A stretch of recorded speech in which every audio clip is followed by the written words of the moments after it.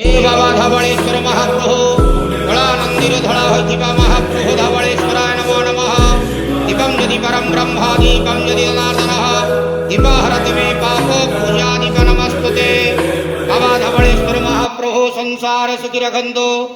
आज महाशिवरात्रि जागर उपवास शुभ बुधवार रे समस्त श्रद्धालु भक्त मानक श्रीपद करंतु मनस्कामना पूर्ण करंतु कर्म क्षेत्रोन्नति करंतु ग्रहरिष्टमान खंडन करंतु जगतर मंगल करंतु विश्वर कल्याण करंतु समस्त द्वादशा भक्त मानकर मनस्कामना पूर्ण करंतु सेवक डाक श्रवण करंतु आपणकर नाम विख्यात करंतु समस्त जागर उपवास व्रतधारी मानकर मनस्कामना पूर्ण करंतु। हे बाबा धवलेश्वराय नमो नमः। संसार सुखी रखंतु नंदे गवार हरि बोलो।